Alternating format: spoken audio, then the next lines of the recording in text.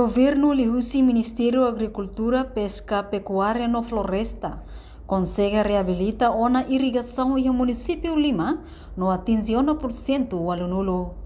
Terça-feira, presidente da Comissão D, trata assunto Economia no Desenvolvimento, deputado Ricardo Batista afirma ter fiscalização Comissão D e a terreno, a tudo agricultor sira hasor problema com a irrigação, além de problema selo canesan trator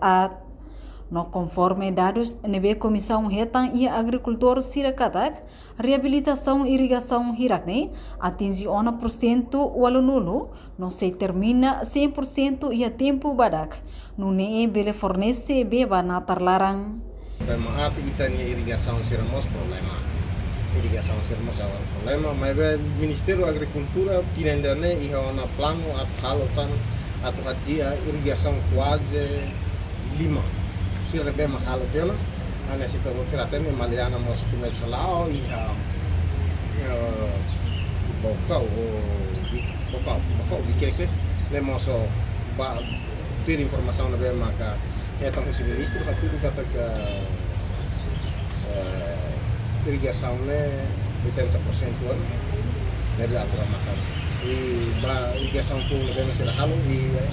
Ministério da Agricultura atau prioridade para hadir di irrigação para também bela su fornece beba na terna sira agora problema não os itu maka trator mas problema mos mak be atau riba itanya banata sira punya agricultor sira bel halai hal nata bel haltos tempo kanu dan lamai bailor be bel nata sudita ya informação lebih makan ia sala ia maliana maliana duis agora lá is ia parte mota karaulu ne liga babetano ne mostama tema halaten rua kan halaten lembra dia mai be sira neve makau ini mata karaulu pun kata mbak de parte samenia betan ini nenoso pele dau kan ministro yang serta pengawasan itu para aktif kalau tidak woi biasa kalau construção ba irrigação.